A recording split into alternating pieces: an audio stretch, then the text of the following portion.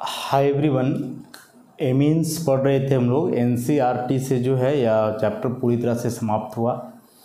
आज के इस लेक्चर में जो है हम लोग कुछ स्पेशल ऑब्जेक्टिव क्वेश्चंस करेंगे। चैप्टर को जब डील कर रहे थे ना, उसमें बताए थे कि एमीन चैप्टर से एमीन का जो बेसिक स्ट्रेंथ है उससे रिलेटेड क्वेश्चन एग्जाम में 100% होना है। और कई क्वेश्चंस इससे रिलेटेड जो है हमने करा पीछे एनसीईआरटी बुक में जो भी थे। अब उससे थोड़ा सा एडवांस लेवल का क्वेश्चन, बेसिक स्ट्रेंथ से ही रिलेटेड लेकिन थोड़ा सा एडवांस लेवल का, जो कॉम्पिटिटिव एग्जामिनेशन में पूछे जाते हैं, उन कुछ क्वेश्चंस को करेंगे तो थोड़ा सा एक आइडिया आ जाएगा। तो ऐसा ही क्वेश्चन यदि एग्जाम में कोई आएगा तो आसानी से आप डील कर पाओगे वैसे क्वेश्चन से। तो बेसिक स्ट्रेंथ से ही रिलेटेड कुछ questions.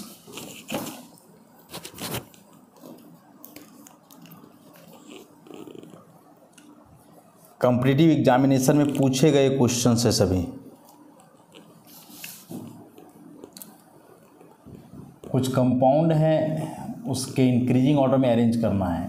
Increasing order of basic strength,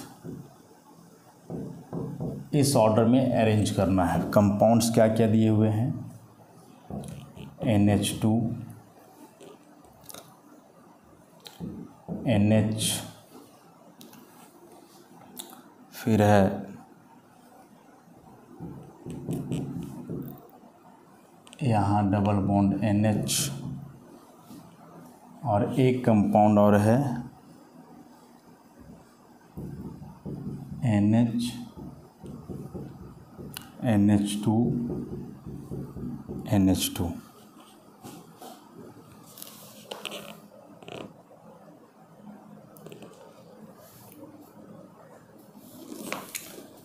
इन चारों कंपाउंड्स का जो है ना बेसिक स्ट्रेंथ का इंक्रीजिंग ऑर्डर में अरेंज करना है। तो मान लो अभी अपने हिसाब से इसे A मान लो, इसे B मान लो, इसे C मान लो और इसे D मान लो।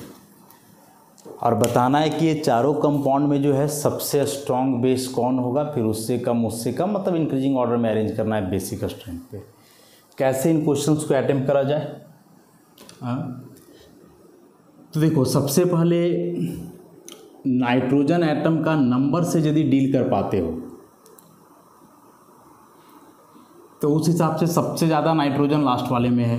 नाइट्रोजन सबसे ज़्यादा क्यों देखना है? क्योंकि नाइट्रोजन का लोन पेयर ही तो डोनेट होता है, जिसके चलते ये बेस का काम करते हैं। तो वही नाइट्रोजन का संख्या यदि हम लोग देख लें तो काम बन सकता है। तो उस हिसाब से तो सबसे ज़्यादा नाइट्रोजन इसमें है। 1 2 3, यहाँ है 2, यहाँ है 1 और यहाँ भी है 1। हालांकि इन कंपाउंड्स में चूँकि मल्टीपल बॉन्ड है तो यहाँ एक रेजोनेंस भी ऑपरेट होना है। कैसे? तो लोन पेयर यहाँ है, लोन पेयर इसमें भी है, लोन पेयर इसमें भी है। तो रेजोनेंस मतलब ऐसे दिखा सकते हो कि यदि यह इस पर शिफ्ट करे तो इसका लोन पेयर रेजोनेंस के थ्रू ऐसे आ सकता है। NH2 यहाँ हो जाएगा NH पे माइनस, यहाँ डबल बॉन्ड NH2 पे प्लस। तो ऐसा रेजोनेंस के बाद हम लोग क्या देख पा रहे हैं इस कंपाउंड में कि एक नाइट्रोजन पे पूरी तरह से नेगेटिव चार्ज है 2 लोन पेयर के साथ, और दूसरे नाइट्रोजन पे केवल एक लोन पेयर है, यहाँ कोई चार्ज नहीं है। और एक नाइट्रोजन का जो लोन पेयर था वो हट गया तो उस पर आ गया पॉजिटिव। तो E तो किसी भी हाल में अब बेस का काम करने से रहा, तो बेस का काम करेगा E। इसमें वही काम यदि करोगे तो इसको यहाँ शिफ्ट करो और इसको यहाँ शिफ्ट कर दो, तो इसका रेजोनेंस यदि बनाओगे तो फिर यहाँ भी वही चीज़ हो जाएगा। NH इस पे आ जाना है माइनस, डबल बॉन्ड NH2 और इस पर हो जाएगा प्लस। ऐसा इसमें वैसा कुछ नहीं हो पाएगा रेजोनेंस वगैरह।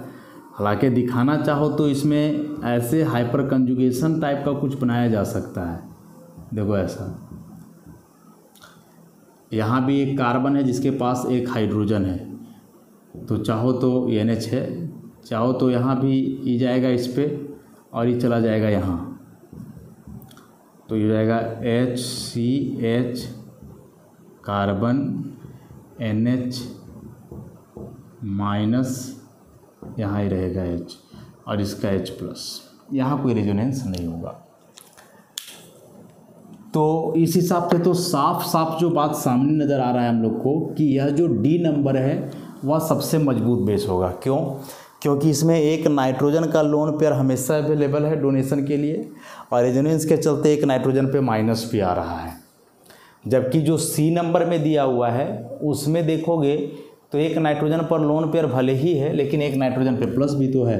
तो यदि इसके माइनस को ओवरकम कर दे प्लस, माने चलो कि इस पर प्लस है इस पर माइनस है तो हटा दो, कुछ नहीं हुआ, तो उसके अलावा फिर कुछ दिख नहीं रहा है इसमें।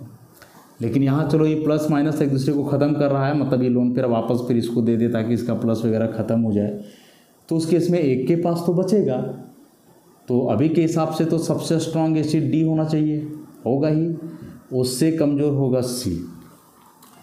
अब हम लोग A और B में ज़रा कंक्लूजन लाते हैं, ध्यान से समझोगे कैसे लाएंगे इसको।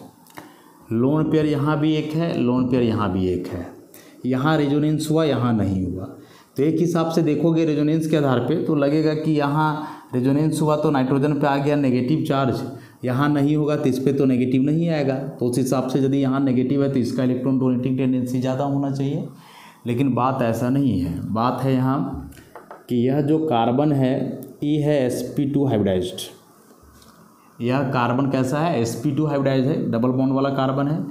जबकि यहाँ का जो कार्बन है इसका हाइब्रिडाइजेशन क्या है? sp3। अब जो sp2 हाइब्रिडाइज्ड कार्बन है इसका इलेक्ट्रोनेगेटिविटी ज़्यादा होता है, मोर इलेक्ट्रोनेगेटिव, और E जो है इसका इलेक्ट्रोनेगेटिविटी कम होता है, लेस इलेक्ट्रोनेगेटिव। अब जो मोर इलेक्ट्रोनेगेटिव कार्बन है तो कैसे जो है बॉन्ड के इलेक्ट्रॉन को इसकी तरफ देगा? नहीं देगा। जबकि यहाँ sp3 है तो इंडक्टिव इफेक्ट के थ्रू आसानी से इलेक्ट्रॉन पेयर इधर देगा, तो इसके लोन पेयर का अवेलेबिलिटी बढ़ेगा और ये आसानी से डोनेट कर पाएगा लोन पेयर। लेकिन यहाँ sp2 है तो ये तो देगा नहीं, और बदले में फिर हो सकता है कि ले भी ले इलेक्ट्रॉन, तो यहाँ इसका लोन पेयर डोनेटिंग एबिलिटी कम होगा और इसका ज़्यादा होगा। तो C के बाद यहाँ होगा A और सबसे कमज़ोर हो जाएगा B। तो ऐसे इस क्वेश्चन को जो है डील करना था।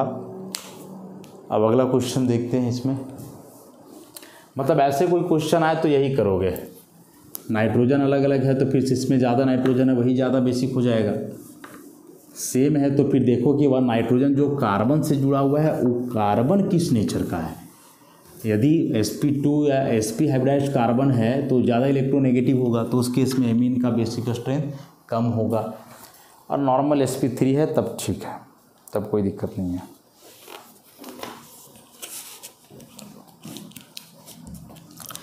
सेम क्वेश्चन एक और है, increasing order of basic strength ही पूछा है, और उसमें दिया हुआ है C2H5NH C2H5, फिर एक दिया हुआ है पायरोलिडीन, और एक दिया हुआ है एनिलीन।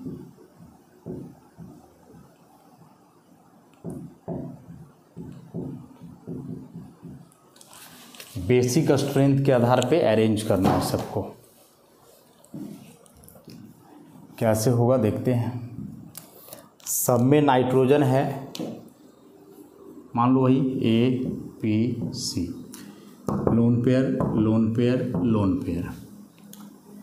E एलिफेटिक है, E एलिसाइक्लिक है, और ये एरोमेटिक है। तो एरोमेटिक एमीन का तो हम लोग बहुत कहानी सुन चुके हैं कि सबसे कमज़ोर बेस होता है। एरोमेटिक एमीन से भी वीक बेस कोई नहीं है एमीन की कैटेगरी में। रीजन किसका? लोन पेयर कंजुगेशन में रहता है। लोन पेयर कंजुगेशन में रहेगा तो नाइट्रोजन पे प्लस हो जाएगा, तो सबसे कमज़ोर तो अभी के हिसाब से वही है। तो C will be the weakest base. अब इससे मजबूत E दोनों में देखो, 2 degree amine, this is also 2 degree amine. Nitrogen के अगल बगल 2 कार्बन है 2 डिग्री, यहाँ भी नाइट्रोजन के अगल बगल 2 है। 2 मतलब 4 मत समझना कि 2 इधर 2 इधर, 2 सब्स्टिट्यूएंट है अगल बगल तो 2 डिग्री हुआ। तो इस हिसाब से दोनों 2 डिग्री है, लेकिन अंतर है कि एक एलिसाइक्लिक है और दूसरा एलिफेटिक है। तो इन दोनों में कौन मजबूत होगा? तो देखो किस आधार पे इसको समझना है। यहाँ यह नाइट्रोजन है, इस नाइट्रोजन से जुड़ा हुआ एक हाइड्रोजन है और इसमें ऐसे ग्रुप्स जुड़े हुए हैं, दो दो इथाइल जुड़े हुए हैं, यहाँ भी दो दो इथाइल जुड़े हुए हैं,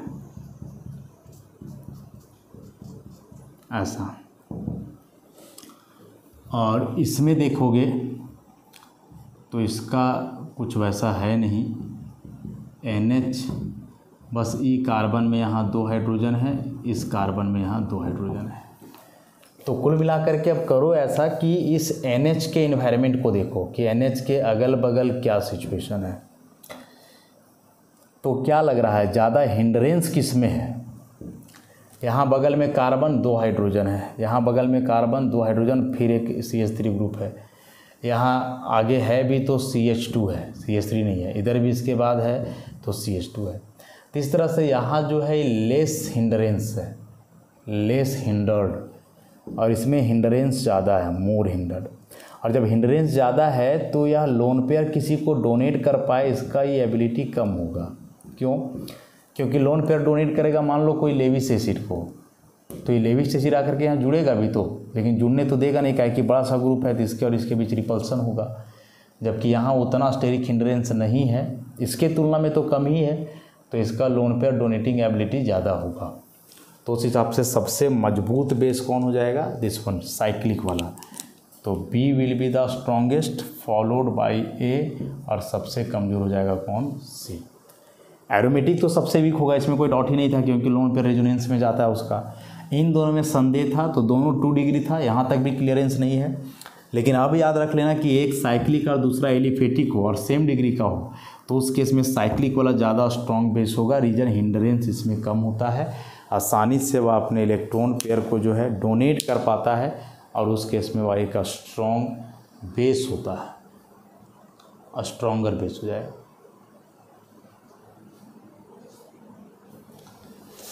नेक्स्ट क्वेश्चन अब देखते हैं हम लोग। ये सभी कॉम्पिटिटिव एग्जामिनेशंस में पूछे हुए क्वेश्चंस हैं, तो एक बार कुछ क्वेश्चंस ऐसे डील कर लेंगे हम लोग ना, तो एग्जाम में आता भी है तो थोड़ा सा रफ आइडिया तो आ ही जाएगा, तो उस आधार पे आप क्वेश्चन को कर पाओगे।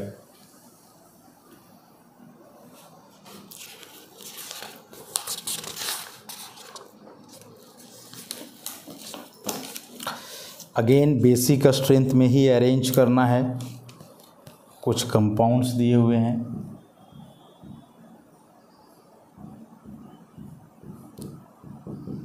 पारा नाइट्रोएनिलीन दिया हुआ है, फिर बेंजाइल एमीन दिया हुआ है,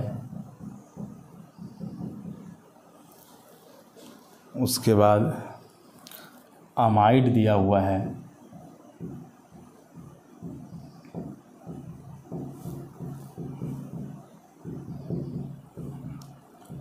ऐसा, और एक कंपाउंड और है जिसमें डायरेक्ट एनिलीन है।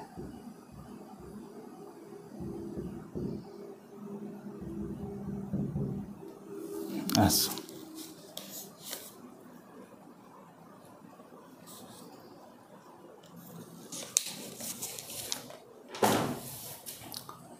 यहाँ भी हम लोग मार्क कर लें कुछ A, B, C, D। और अब देखते हैं कि इसमें सबसे स्ट्रॉन्ग बेस कौन है या सबसे वीक बेस कौन है। ऑर्डर के आधार पर समझेंगे। तो सब में सबसे पहले अलग थोड़ा सा कौन है वो देखो। अलग किस आधार पे देखना है कि जैसे इसमें एरोमेटिक रिंग से डायरेक्ट नाइट्रोजन है, यहाँ एरोमेटिक रिंग से डायरेक्ट नाइट्रोजन नहीं है। एरोमेटिक रिंग से डायरेक्ट नाइट्रोजन है, यहाँ भी एरोमेटिक रिंग से डायरेक्ट नाइट्रोजन है।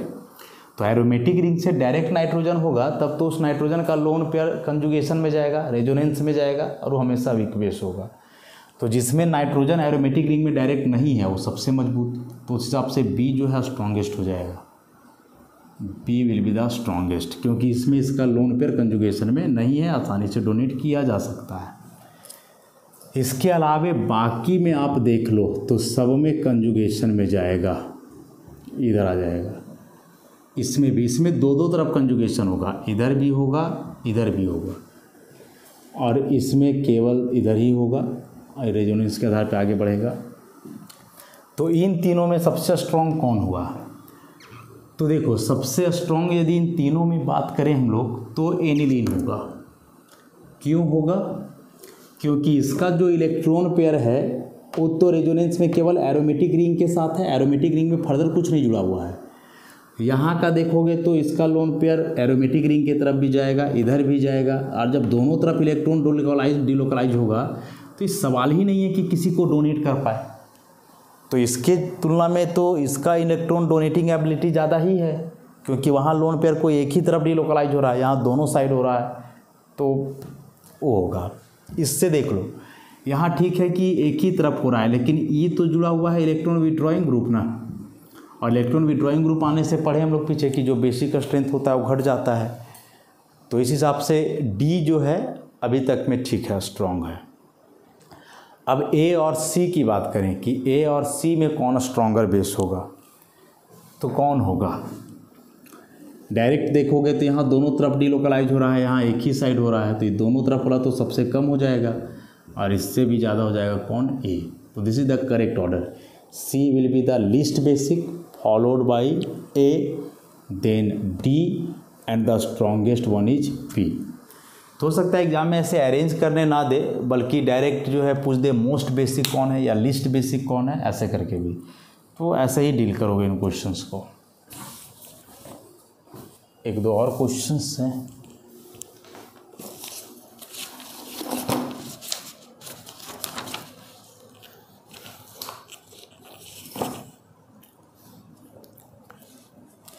बेसिक स्ट्रेंथ का ही क्वेश्चन हम लोग देख रहे हैं, जो है बहुत इम्पोर्टेंट।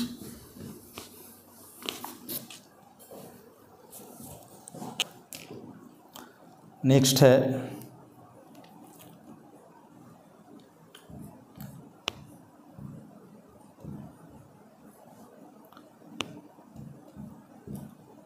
पिरिडीन दिया हुआ है,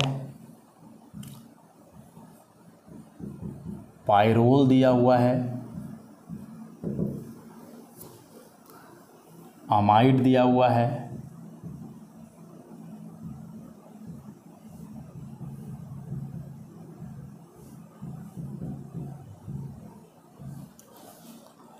और एक लास्ट डायरेक्ट एनिलीन दिया हुआ है। अगेन बेसिक स्ट्रेंथ की ही बात करेंगे हम लोग।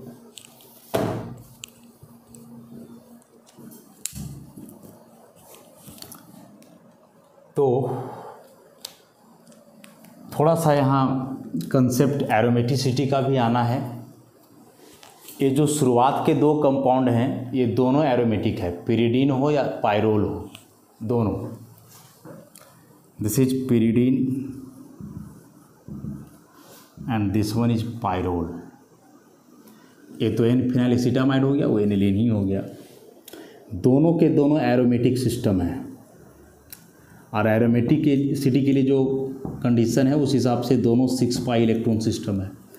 तो यहाँ देखो इसके अंदर 3 पाई बॉन्ड पहले से है, तो 3 पाई बॉन्ड है तो पाई इलेक्ट्रॉन तो 6 है, और यहाँ देखोगे तो पाई बॉन्ड 2 ही है। अब 2 पाई है तो इलेक्ट्रॉन हुए 2 दूना 4, लेकिन हम बोल रहे हैं कि यह 6 पाई इलेक्ट्रॉन सिस्टम है, क्या है कि एरोमेटिक नेचर का है। तो उस हिसाब से यह जो नाइट्रोजन का लोन पेयर है डेफिनेटली ये भी किसके अंदर आएगा? पाई के अंदर आएगा। मतलब यहाँ जो नाइट्रोजन का लोन पेयर है ना वो डीलोकलाइजेशन में है, ऐसे डीलोकलाइजेशन में है, एरोमेटिसिटी में इन्वॉल्व है। तो इस नाइट्रोजन के लोन पेयर को यहाँ किसी भी हाल में नहीं डोनेट किया जा सकता है, नेवर। तो यदि नंबरिंग कर दोगे ए बी सी और डी, तो सबसे वीक यही हो जाएगा बी। सबसे स्ट्रॉन्ग कौन होगा? तो इसका लोन पेयर डीलोकलाइजेशन में है दोनों तरफ, इसका है बेंजीन के तरफ। इसका डीलोकलाइजेशन है लेकिन उतना नहीं है जितना उन दोनों में है, क्योंकि ऑलरेडी पूरा का पूरा एरोमेटिक सिस्टम है। यदि डीलोकलाइजेशन तुम दिखाओगे भी ऐसे करके तो हो जाएगा गड़बड़, इस रिंग का एरोमेटिसिटी डिक्रीज कर जाएगा। ख़त्म हो जाएगा, तो यह डायरेक्टली किसी दूसरे को डोनेट करेगा, तो सबसे स्ट्रॉन्ग हो जाएगा ए है ना, ए। अब फैसला करो किस में सी और डी में। बी सबसे वीक हो गया, ए सबसे स्ट्रॉन्ग। तो इसमें तो आसान है, दोनों तरफ डिलोकलाइज हो रहा है तो वीक बेस होगा, वो स्ट्रॉन्ग होगा। तो सी और डी, तो स्ट्रॉन्गेस्ट हुआ ए, उससे वीक डी, उससे वीक सी, और सबसे वीक यहाँ कौन होगा, बी होगा, क्योंकि उसका लोन पेयर दिख भले रहा है नहीं वहाँ। हाँ, इसी को आप ऐसे दिखाओगे, पायरोल को तो ऐसे भी दिखाया जाता है, ये देखो ऐसा दिखाया जाता है, फिर पाई इलेक्ट्रॉन इसमें दिखेगा ही नहीं कहीं। पाई इलेक्ट्रॉन बोर्ड है, मतलब कि यह जो लोन पेयर है नाइट्रोजन का वो दिखेगा ही नहीं कहीं ऐसा।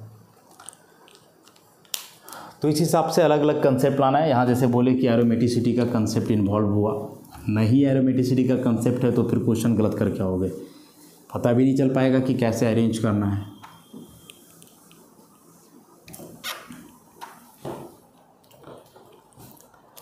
नेक्स्ट,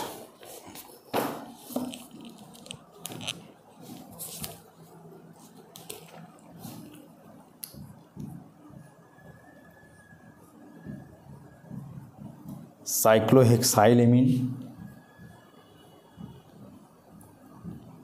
फिर है एनिलीन, पिरिडीन और लास्ट में पिप्रिडीन।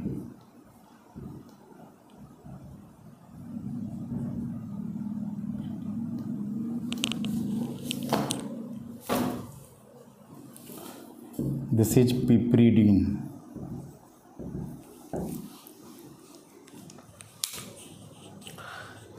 अब बताओ क्या बेसिक स्ट्रेंथ का ऑर्डर होना चाहिए। मान लो ए सी डी, तो अभी के हिसाब से एरोमेटिक सिस्टम ये है और ये है, तो इसका लोन पेयर तो अवेलेबल है, इसका इधर जाएगा रेजोनेंस में, जाएगा इसका भी रेजोनेंस में, लेकिन इसका ये है ज़्यादा।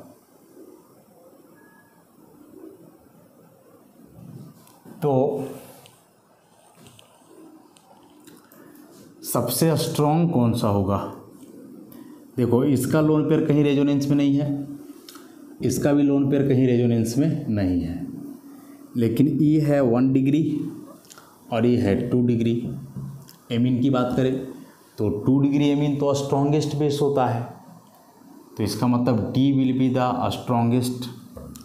उसके बाद आ जाएगा ए, इन दोनों में सी और फिर सबसे weak B. B aromatic amine है, सबसे कम हो जाएगा। नाइट्रोजन का लोन पेयर एरोमेटिक सिस्टम के साथ डिलोकलाइजेशन में है,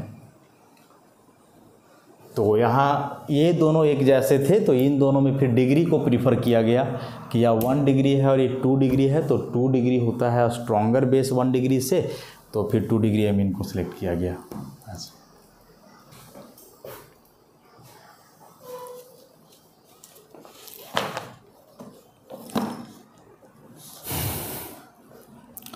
नेक्स्ट क्वेश्चन,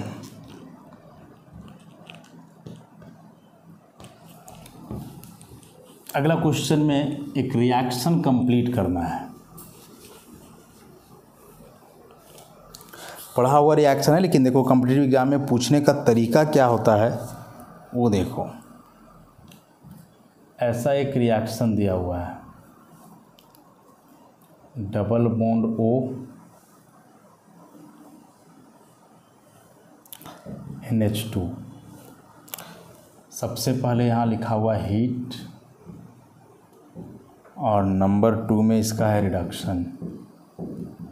प्रोडक्ट क्या बनेगा, ऑप्शन 4 दिए हुए हैं, लेकिन हम लोग चलते हैं अपने हिसाब से और देखते हैं प्रोडक्ट क्या बन पाता है। अब एक ही कंपाउंड में डबल बॉन्ड O है और NH2 है, इसका क्या मतलब हो सकता है। तो बेसिक ऑफ ऑर्गेनिक केमिस्ट्री का नॉलेज यदि है, GOC का, जनरल ऑर्गेनिक केमिस्ट्री का, तो उसमें हम लोग जानते हैं कि जो C डबल बॉन्ड O होता है वह इलेक्ट्रोफिलिक सेंटर होता है, और NH2 में नाइट्रोजन पर लोन पेयर है, अगल बगल कोई इलेक्ट्रॉन विड्रॉइंग चीज़ है नहीं, तो उस हिसाब से न्यूक्लियोफिलिक नेचर का हो जाएगा। तो एक ही सिस्टम के अंदर इलेक्ट्रोफाइल न्यूक्लियोफाइल दोनों है, तो आसानी से रिएक्शन हो जाएगा। इसको इधर शिफ्ट करो, प्लस आएगा, ये लोन पेयर से अटैक कर देगा। तो क्या बनेगा, ऐसा कुछ यहाँ O माइनस कर दिया जाए और ये N को इधर ले आया जाए। अभी N जुड़ जाएगा यहाँ से, इस N से है 2 हाइड्रोजन और इस पे अब आ जाना है प्लस। अब नाइट्रोजन अपना ये प्लस को हटाने के लिए क्या करेगा कि इस हाइड्रोजन के इलेक्ट्रॉन को लेगा, तो बगल में वो माइनस है, तुरंत H प्लस को एब्स्ट्रैक्ट करेगा, तो ये हो जाएगा ऐसा। यहाँ हो जाएगा OH और ये कुछ हो जाएगा ऐसा NH, लोन पेज का वापस आ जाएगा। यहाँ अब किस तरह का रिएक्शन हो सकता है, सोचो ज़रा। यहाँ किस तरह का रिएक्शन हो सकता है, तो यहाँ इंट्रामोलिकुलर प्रोटॉन ट्रांसफ़र हो सकता है, इंट्रामोलिकुलर H प्लस ट्रांसफ़र। और H प्लस ट्रांसफ़र ऐसे हो सकता है कि नाइट्रोजन हाइड्रोजन के इलेक्ट्रॉन को विड्रॉ करे, नाइट्रोजन ही करेगा, ऑक्सीजन नहीं करेगा इसके इलेक्ट्रॉन को विड्रॉ। हालांकि ऑक्सीजन का इलेक्ट्रोनेगेटिविटी तो नाइट्रोजन से ज़्यादा है, तो विड्रॉ इसे करना चाहिए था, लेकिन यहाँ तो हम लोग देखें कि वो माइनस H प्लस को एब्स्ट्रैक्ट किया ही था, तो फिर से H प्लस को हटा ही देगा तो कोई मतलब नहीं बनता है। तो नाइट्रोजन यदि विड्रॉ करे तो फिर H को यहाँ ऑक्सीजन ले लेगा अपने लोन पेयर से, तो यहाँ कुछ ऐसा हो जाएगा। देखो ये हो जाएगा OH2 प्लस यहाँ N पे अब आ चुका है माइनस। अब यहाँ OH2 है, ऑक्सीजन पे प्लस चार्ज है तो आसानी से हटेगा। H2 एक बढ़िया लिविंग ग्रुप है। ये देखो यहाँ से हो जाएगा बाहर, तो इस कार्बन पे आ जाएगा प्लस। उसको मेंटेन करने के लिए नाइट्रोजन अपना लोन पेयर को शिफ्ट कर देगा इधर, क्या कि नाइट्रोजन पे माइनस भी तो था। तो अभी ऐसा हो जाएगा, ऐसे N एक लोन पेयर बचेगा और यहाँ आ जाएगा डबल बॉन्ड। तो फर्स्ट स्टेप में रिएक्शन यहाँ तक पहुँचेगा। सेकेंड स्टेप में आप इसका रिडक्शन है NaBH4 के साथ, तो इस सिस्टम का रिडक्शन तो होता ही है NaBH4 के साथ, NaBH4 के साथ होता ही है। NaBH4 का ऐसा स्ट्रक्चर है, BH4 पर माइनस, तो वापस यहाँ क्या हो जाएगा, ई जाएगा नाइट्रोजन पे और ये अपना न्यूक्लियोफिलिक हाइड्रोजन को यहाँ देगा, तो ऐसा वापस ई N माइनस, यहाँ एक H, और फिर यह N माइनस जो है H प्लस एब्स्ट्रैक्ट कर सकता है सॉल्वेंट से, और ये फाइनली कन्वर्ट हो जाएगा कुछ ऐसा NH। So this is the final product.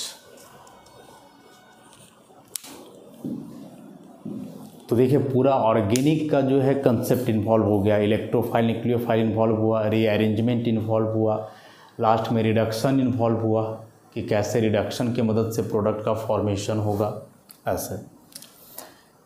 तो ऐसे करके बहुत ही कुछ कंसेप्चुअल क्वेश्चंस तो हमने करा अभी के इस लेक्चर में। बेसिक स्ट्रेंथ से रिलेटेड एक रिएक्शन देख लिया, ऐसा एग्ज़ाम में आ जाए डायरेक्ट तो कैसे अटैम्प्ट करोगे इन रिएक्शंस को।